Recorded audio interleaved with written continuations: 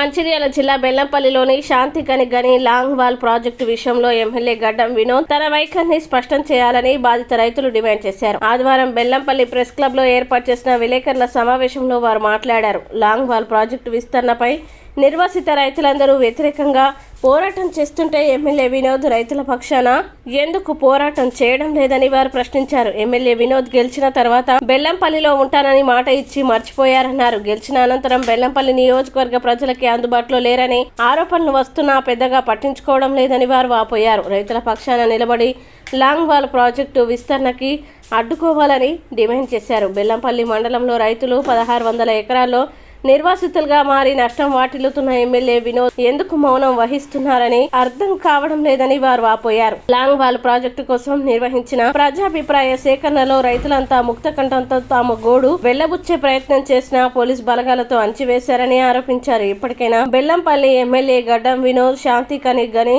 Long wall project విస్తరణ విషయంలో రైతులు జరుపుతున్న వ్యతిరేక పోరాటంలో కలిసి రావాలని డిమాండ్ చేశారు. లాంగ్ వాల్ ప్రాజెక్ట్ ని రద్దు చేసేలా సింగరేణిపై ఒత్తిడి తీసుకురావాలని కోరారు. ఈ సమావేశంలో నిర్వాసిత రైతులు గోమాస శ్రీనివాస్, చదువుల వెంకటరమణ, గోమాస వినోద్, దుర్గం జయరా, దుర్గం హరికృష్ణ, గోమాస మణిదీప్, రామటెంకి ప్రసాద్ తదితరులు పాల్గొన్నారు.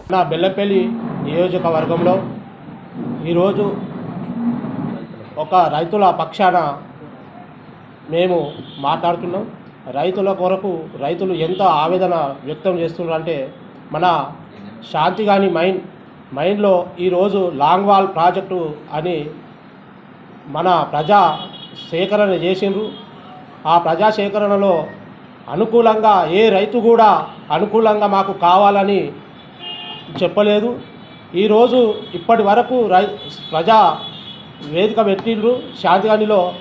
ఇప్పటి వరకు మన బెల్లంపల్లి నియోజకవర్గం ఎమ్మెల్యే గారు మరి ఇంతవరకు కూడా రైతుల కోసము వచ్చి మాట్లాడింది లేదు. ఆ సింగరేణి యాజమానులతో మాట్లాడలేదు.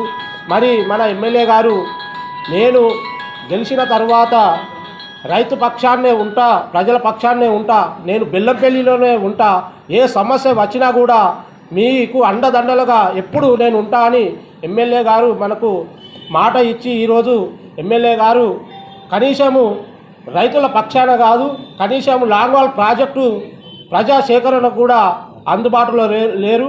సరే అందుబాటులో లేకున్నా కూడా ప్రజా సేకరణ పెట్టి 4 రోజులు అవుతుంది, కానీ ఇంతవరకు టీవీలలో వస్తుంది, వార్తలలో వస్తుంది. కనీసం ఎమ్మెల్యే గారు ఒక్కరోజు కూడా రైతుల పక్షాన మాట్లాడలేదు.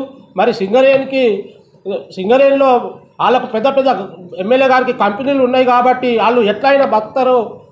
కానీ మా రైతులు గోడు వినిపించుకొని మన ఎమ్మెల్యే గారు రైతుల పక్షాన నిలబడి మాకు రైతులకు అందరికీ కూడా న్యాయం జరిగేలా చేయాలని కోరుకుంటున్నా. ఎమ్మెల్యే గారు ఇప్పుడు కూడా మన సమస్యకు పరిష్కారం చేయండి. ఎప్పుడు మీ వెంటనే రైతులు ఉంటారు.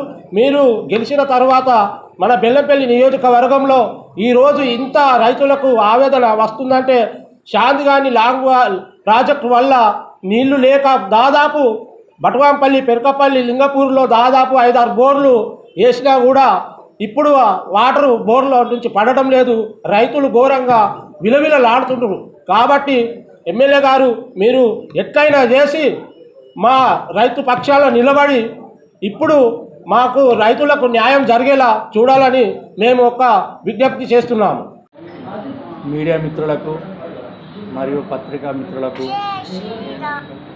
బెల్లంపల్లి మండలం నుండి శాంతిగాని లాంగ్ వాల్ ప్రాజెక్టు వలన ముఖ్య ప్రాంతాలు అక్కడ నివసిస్తున్న గ్రామస్తులకు, రైతులకు మరియు ఈరోజు ఈ పత్రికా ముఖంగా నేను తెలియజేసేది ఏమంటే లాంగ్ వాల్ ప్రాజెక్టు కోసము 6 తారీఖు రోజు నిజామాబాద్ కాలుష్య నియంత్రణ అధికారి వచ్చి ప్రజా అభిప్రాయ సేకరణ జరిగింది. అప్పుడు ప్రజల తరపున ప్రజల గోడు, రైతుల గోడు వినిపించినా పట్టించుకొని పోలీస్ బందోబస్తుతో వాళ్ళ యాజమాన్యంతో వాళ్ళు ఏ రిపోర్ట్ పంపించారో తెలియదు. కానీ ఆ రిపోర్ట్ పంపిన ఎడల 8 రోజుల ముందు వరకు మనకు దాంట్లో ఉన్న పరిష్కార తప్పులు కానీ ఒప్పంద సమస్యలు కానీ ఉంటే ఆ బోర్డు యొక్క ఆధీనంలో మనం తెలపాలి.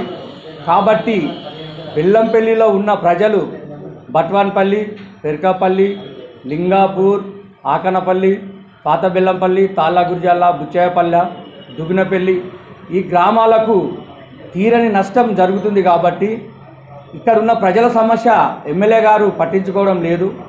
దయచేసి ఈ రైతుల పక్షాన కానీ ఈ ప్రజల పక్షాన కానీ ముందుండి ఈ రైతులకు న్యాయం జరిగే విధంగా ఎమ్మెల్యే చర్యలు తీసుకొని సింగరేణి లాంగ్వాల్ ప్రాజెక్టుని బంద్ చేయాలని మేము ఖరాఖండితంగా చెప్పి దీన్ని ఖండిస్తున్నాం.